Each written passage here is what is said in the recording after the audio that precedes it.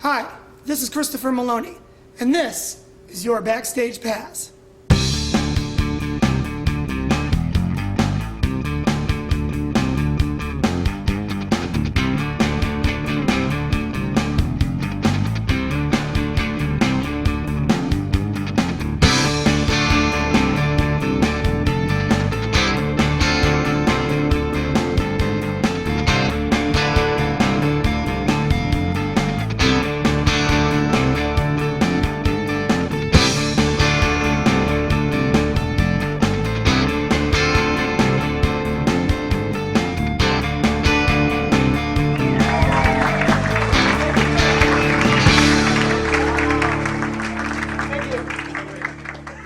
Today's guest is, without exaggeration, a legend in rock history. And he's on mine. From his years with the legendary hard rock band Deep Purple to his current successful solo career, he continues to inspire audiences around the world with his amazing bass playing and his truly gifted voice.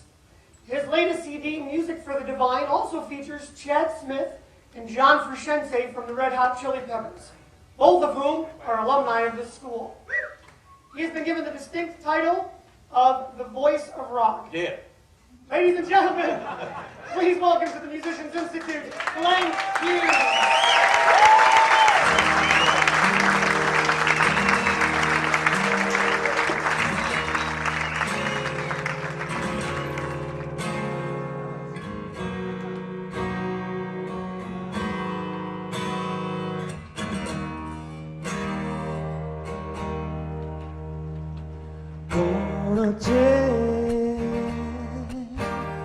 Just passing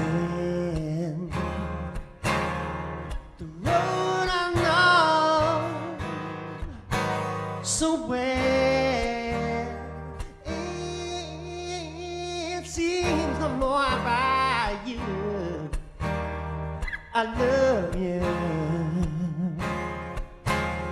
You give me more, you tell. And if I try, soon it will show to keep me strong and know that I've had time so good from coast to coast, leaving my times behind.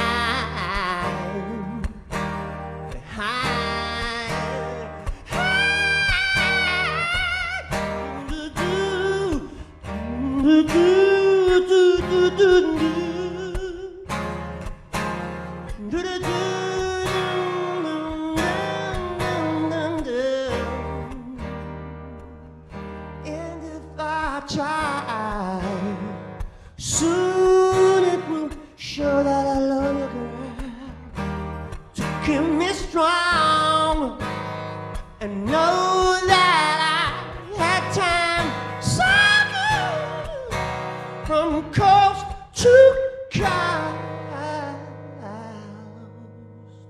from coast to coast, from city to city, from station to station. 'Cause I'm leaving my hard times behind, behind. I'll remember you. Will you remember me in heaven? I will remember you. Will you remember me in heaven?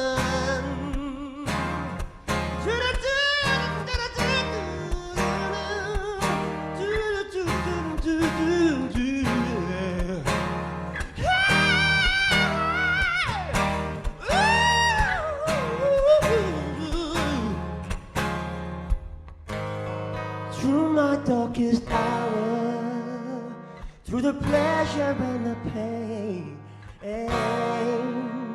from coast to coast.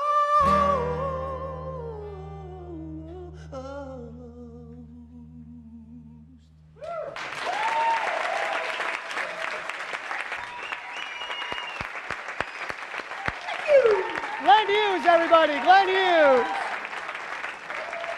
That's Glenn Hughes, everybody. Have a seat, I'm bro. blind, by the way, so... That's not true, is it? In some areas. Hey, that wasn't bad. Not bad for an old buffer. You should think about doing this for a living. This music thing. When I'm dead.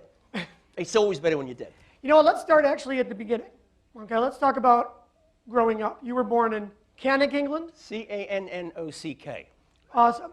What was it like in the Midlands during that time? Well, I grew up at the time, half of Led Zeppelin were from the area. Well, I know you guys are a lot of young people in the room tonight, but we must go back to 1967. My son. So it's a great area. I think the industrial part of England, like the Detroit area of America in the 70s, were really great for hard rock and funk and stuff. But I come from the area of the Midlands where obviously those bands were born. And my first real band was Trapeze in, my God, it seems like years ago, but it's 1969. You were only 17 at the time, right? Just 2. Right, sorry. Forgot. Just 2. What was your childhood like? Did you have a musical environment around you? Were people supportive of you starting music? I'm an only child. My mom and dad really liked Glenn Miller Orchestra. I was named after the great American jazz trombone player from the 40s, Glenn Miller, with 2 N's. So I was named after him. My mom and dad were avid Glenn Miller and Frank Sinatra fans, and my folks got to meet Frank Sinatra before he died, which is great. So I grew up in a very musical family. Nobody read or taught music or what have you, but when I first started to play and sing, it's a gift. Like everybody in the room, we have a gift, and it was given to us freely, and so therefore I couldn't do anything else, for Christ's sake. So I was about 11 years old. My mom bought me a plastic Elvis Presley guitar. And I, went up the scale from there. Apparently, you also played other instruments at the time. It took you a while almost to settle on the bass guitar. You played trombone as well, and hence piano. The Glenn Miller thing. I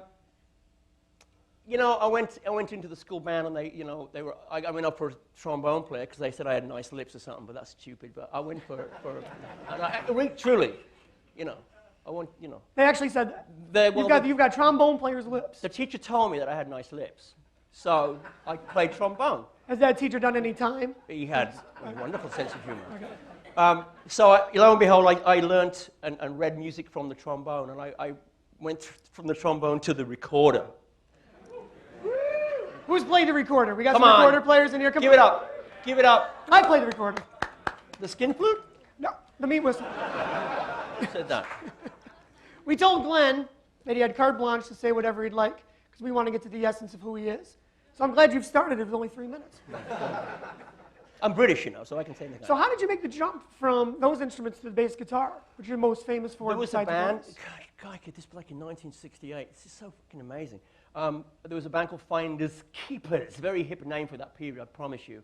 And there was a guitar player named Mel Galley, who later went on to join Whitesnake, who was in my band Trapeze. And he was like at school, he was 4 years older than I, and I wanted to be in a band. I was in short pants, and he was in long pants, and I wanted to be in a band with this Mel Galley character. So I switched from playing a Telecaster guitar in my first group at school called the Hooker Lees to play with Mel Galley. So I switched from playing guitar to a bass, and of course anybody that switches from guitar to bass has to go through some sort of period where they have to learn how to, address that, So, but for me, I went straight in and played like a lead bass thing, like a Jack Bruce. But over the years, I became to be known as the guy that it was the notes I didn't play rather than the notes I played. Anybody agree with that? Sometimes it's better to have the notes that you don't play if you're a bass player. I hope you guys know that. We're trying to teach you. Well, I couldn't find the fucking notes. A lot has been mentioned about starting, you were starting instruments at a certain age, playing these instruments, switching to bass guitar, going into Finders Keepers and Trapeze. But when was it that you actually discovered your singing voice? When did you open your mouth and go, hey, that actually sounds good? This band, Finders Keepers, I was still at school, and the lead singer had to go away on a holiday with his parents, and I was asked to sub his vocals. I was asked to take over for 1 week to be the lead singer, and of course I was pushed out to sing. I never had aspirations to be a singer. So here I am now, a guitar player that's been told he's got to play bass to be with his best friend, who's now told you've got to like sing, you know. And I was very high voice and 17, as you say, maybe 16, and I was forced to go out and sing these like cover songs, like Stones or Beatles songs, or you know, great American pop songs from the late 60s. And I went out there, and my father was drinking at the bar at this place, and he said, I had my drink in my hand, and I heard the voice of an angel. And lo and behold, it was my son. And that's my dad's most famous line. So, Was that actually a pretty cool thing to hear from him? Did that sort of validate what you were doing? I think at the time it didn't resonate with me because I probably just wanted to, you know, have fun and try my hand at drinking as well. But how'd that work out for you? not well. No, we'll get to that later. Well, yeah, we will. Now, I guess, you know, for me, the whole music thing came about where I obviously knew the gift was freely given to me from a higher power early on in my life. But I've always wanted to be, and I still am at 54 years old, a student of the voice and the instruments I play. So, you know, anybody that says to me, I am the finished article, it's all been done, bullshit. So all those years ago in 1967, when I was learning my craft, or still to this day, I still have a studio full of guitars and stuff that I'm still learning to play, and like saxophones and recorders that I still like to have a dabble on, you know. Tell the folks here a little bit about Trapeze, because that band, to me, was absolutely cutting edge at the time, because you guys blended a lot of the elements of what we were talking about backstage, rock, soul, and funk, and that wasn't really something that was coming out of England at the time. No, you see, I was very much influenced by the Beatles in 63, 64, early Beatles, and of course Sgt. Pepper came and Magical Mystery Tour, and I was still sort of learning my craft. I was actually playing bass at that point in 67. And I was so blown away by what was coming from Liverpool, but my ear was firmly planted across the waters in Detroit and in Memphis and in Georgia and Alabama. What was going down there was me, Stevie Wonder, Marvin Gaye, Al Green, Wilson Pickett, those guys. And you throw that in with the Beatles over here, and you've got a young kid from England going like this through Black America, then you throw a little Led Zeppelin in there, and it's kind of like that niche which has become Glenn Hughes. And apparently, John Bonham used to sit in with the band quite a bit when you guys would play up in the Midlands. Bonzo saw us play in the early period when the band became a trio, when I was now the lead singer bass player. I'd been promoted from like a background singer to a lead singer and bass player in 1970. And Bonzo saw me play at a place called Mother's in Birmingham. And Zeppelin, of course, were on album number 2, I think, at that point. And he came in. I saw his big, grand figure walking up to the stage. I'm going, oh, shit. And I was only like, 5 years old at the time. And so he comes and gets the drumsticks, and he's playing away. He said, I want to play that last song you played. Of course, we've just played it. I want to play it. So we played it again, and we played it for 20, 30 minutes, this just one groove, and it was like, okay, I'm playing with John Bonham.